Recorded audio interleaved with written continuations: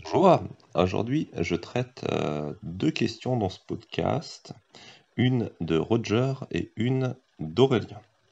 Je commence par celle de Roger. Bon, il faut bien un ordre, c'est un ordre chronologique. Puis ça tombe bien parce que la question de Roger est très générale, si je puis dire, et celles d'Aurélien sont beaucoup plus spécifiques. Donc, Roger, déjà, je salue votre démarche parce que tous les jours, vous m'envoyez des questions sur des sujets qui sont différents, qui amènent à donner une perspective en fait sur ces sujets. Une perspective d'ailleurs avec laquelle vous n'êtes absolument pas obligé d'être d'accord, c'est juste une perspective qui est issue de mon expérience et des réflexions de mon esprit que j'essaye de débiaiser le plus possible, bien entendu, pour que vous puissiez vous faire votre opinion et trouver la démarche d'investissement qui vous correspond le mieux. Donc voilà, je salue vraiment votre démarche, Roger. Voilà, il n'y a pas de questions qui sont bêtes. C'est très très bien qu'on soulève ces sujets de manière candide et ça donne des contenus qui sont parfois inattendus, intéressants. Voilà, par exemple, on a pu faire quelque chose sur le hedging qui était tout à fait intéressant à soumettre, en tout cas en termes de réflexion. Voilà. Alors, la question du jour que vous avez aujourd'hui, c'est est-ce qu'on peut faire un parallèle ou se faire des opinions quant à la performance de vente unique si il y avait un crash de marché, par exemple en prenant un parallèle avec la crise du Covid, entre guillemets, en 2020, où le marché euh, rapidement a perdu 30%, et en parallèle de ça, bon, vente unique au départ, ça a aussi chuté le cours, mais très rapidement, l'action s'est reprise et au contraire, Covid a été une occasion pour l'action vente unique de générer de la surperformance alors que toutes les autres opportunités présentées à l'IF avaient chuté. Bon, à l'exception en fait de Dick Sporting Good, si on veut être précis, Dick Sporting Good a très rapidement surperformé le marché également, grâce notamment au fait qu'ils sont très au point sur les ventes en ligne, exactement d'ailleurs comme venteunique.com, pour la même raison, si je puis dire. Alors, la réponse honnête à cette question est non, en fait. Et je vais argumenter ce point de vue-là. C'est-à-dire, très régulièrement, en fait, tout le temps, dans les théories économiques et financières, on tend à faire des modèles à partir de corrélations passées qui fondamentalement n'existent pas. Je vais vous donner un exemple. Alors, j'ai oublié le nom de la théorie, excusez-moi, même si la personne a eu le prix Nobel pour cette théorie, mais c'est une immense connerie, hein, pardon de le dire, c'est juste factuel. Par exemple, il existe une théorie économique qui dit que le taux d'intérêt et le chômage sont inversement corrélés. En clair, plus le taux d'intérêt est bas, plus le chômage est bas. Et c'est une théorie économique qui est extrêmement acceptée, notamment dans les cercles économiques keynésiens, qui sont aujourd'hui l'opinion majoritaire et prévalente des économistes dans le monde. Bon, cette théorie, factuellement, est fausse. On peut le démontrer très facilement, par exemple, en ayant des taux d'intérêt bas, à zéro hein, aujourd'hui, dans la plupart des pays du monde.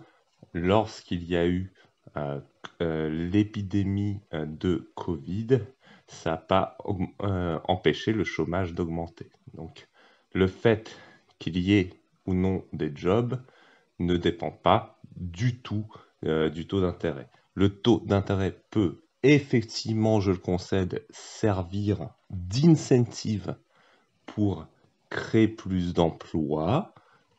Et lorsque cet incentive fonctionne dans un environnement où c'est possible, alors effectivement, à ce moment-là, il se peut que le taux de chômage baisse, grâce peut-être, entre autres, à cet incentive, mais surtout grâce au fait que cet incentive et les circonstances permettent la création d'emplois. C'est surtout euh, parce que les circonstances permettent la création d'emplois que le chômage baisse avant l'initiative. Je veux dire, si il y a plus de jobs pour X ou Y raison à un endroit du monde, vous pouvez, je sais pas, je sais pas, il y a Fukushima par exemple qui explose.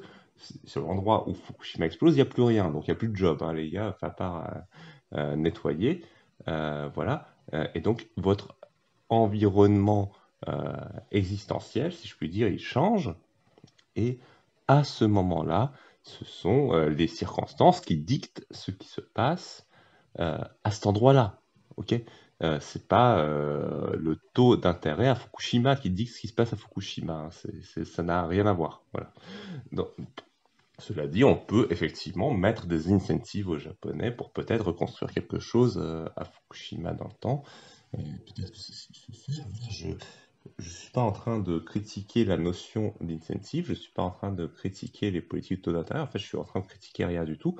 Je suis juste en train de constater qu'il n'y a aucune corrélation intrinsèque entre taux d'intérêt et chômage en réalité, même si à peu près tous les économistes sont fascinés par les modèles keynésiens qui parlent justement de ces corrélations.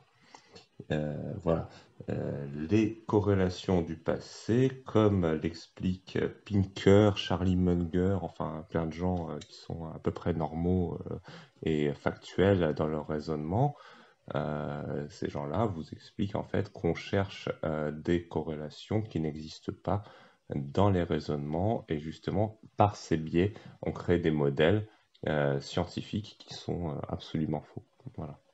Euh, c'est d'ailleurs aussi, c'est une parenthèse, hein, c'est juste pour être factuel sur comment fonctionne la science de masse, souvent, et c'est vrai en économie, c'est vrai en sciences.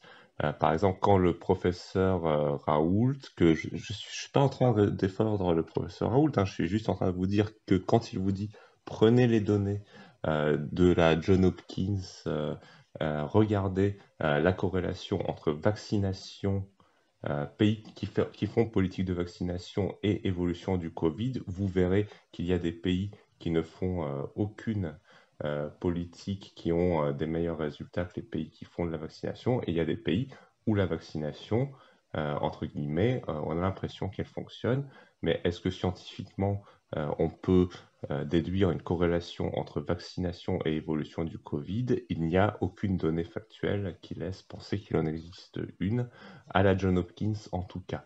Voilà, il vous dit ça, c'est un raisonnement qui est effectivement scientifique et scientifiquement juste.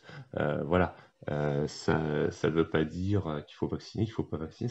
En fait, il ne se prononce pas sur ces sujets-là, il dit simplement des choses dans ce style-là. Et ça, c'est un raisonnement qui est scientifique, qui doute de la corrélation immédiate qui est donnée par les masses et beaucoup d'autres soi-disant scientifiques qui vous disent qu'il y a corrélation entre épidémie et vaccination, ce qui d'ailleurs, si vous étudiez l'histoire des épidémies depuis le XIVe siècle, vous montrera que c'est totalement faux. Mais voilà, c'est juste, vous voyez, c'est un biais du cerveau humain que je mets en avant, le biais euh, de la pseudoscience, de la corrélation fictive qui existe en fait dans tous les raisonnements. Et je vous invite, quand vous raisonnez sur un crash de marché futur, de ne pas tirer d'extrapolation sur, à partir des données en fait qui sont produites dans le passé, que ce soit sur ventunique.com ou que ce soit sur toute autre action. En fait, voilà, s'il y a un crash, on ne sait pas quels secteurs seront les premiers concernés par le crash. On ne sait pas si ventunique.com sera plus ou moins concerné par ce crash. Et de toute façon, ce qui va driver, ça c'est pour sûr, hein, la hausse ou la baisse de ventunique.com, c'est le nombre de personnes qui veut acheter cette action d'un côté. D'ailleurs, c'est même pas un nombre de personnes, c'est le nombre d'actions qu'on veut acheter d'un côté et le nombre d'actions qu'on veut vendre d'un côté, avec les prix d'achat qu'on veut mettre d'un côté et les prix de vente qu'on veut mettre de l'autre côté. C'est ça qui va driver pour sûr l'évolution du cours de bourse de ventunique.com, que ce soit pendant le crash ou que ce soit pas pendant le crash. Voilà. Et ça n'a rien à voir en soi avec le fait qu'il y ait crash ou pas crash. Voilà. À long terme, il peut y avoir une incentive d'acheter l'action ventunique.com qui est l'augmentation du profit d'un côté et l'augmentation du dividende de l'autre côté. Voilà, c'est ça que je veux vous dire. Il y a des incentives à long terme pour que le cours de bourse de vente unique monte. Ces incentives n'ont rien à voir avec le fait qu'il y ait crash, pas crash. Voilà, il existe des incentives. Est-ce que ces incentives seront nécessairement saisies et quand est-ce qu'elles seront saisies, si elles sont saisies? Franchement, j'en sais absolument rien et je veux pas savoir. Voilà. Par contre, ce que je peux vous dire pour sûr, c'est que moi, je suis très heureux d'être rentier grâce à ventunique.com dès aujourd'hui. Donc, merci à cette entreprise d'exister, merci de me verser des dividendes, merci de nourrir ma famille, merci de nourrir de nombreux clients que j'ai à travers mes diverses sociétés, merci de nourrir euh, voilà, les actionnaires. Voilà, donc c'est super que ça existe là dans le moment présent. Et ensuite, en plus, on a une optionnalité sur le futur qui est que ces profits et cette rente augmentent dans le temps. Et moi, je suis très content d'avoir à la fois le moment présent qui est la rente actuelle de ventunique.com dans mon portefeuille et l'optionnalité sur le futur qui est l'augmentation future de cette rente avec également l'optionnalité que le prix des actions puisse augmenter dans le temps. Donc voilà ce que je peux vous dire de manière vraiment honnête et la plus débiaisée possible sur cette question, Roger. Voilà, comme d'habitude, vous faites absolument ce que vous voulez de ce point de vue. Vous êtes libre de vous le réapproprier à votre propre sauce. Et moi, je salue une nouvelle fois encore votre démarche où vous êtes transparent sur vos questions et où vous nous faites avancer sur des questions simples mais qui ont vraiment un intérêt et qui mettent en avant les nombreux biais de tous nos cerveaux. Et je ne cherche pas, bien sûr, à m'exclure du lot, à exclure le mien du lot. Voilà, je fais simplement prendre conscience de ces choses-là grâce à vos questions. Donc voilà, Roger, si je puis dire, merci d'exister. Et voilà, en ce qui concerne votre question. Donc là, séparément, ce que je vais faire, c'est que je vais tourner un deuxième petit podcast où je vais prendre la question d'Aurélien. Voilà. Et tout de suite pour la question d'Aurélien.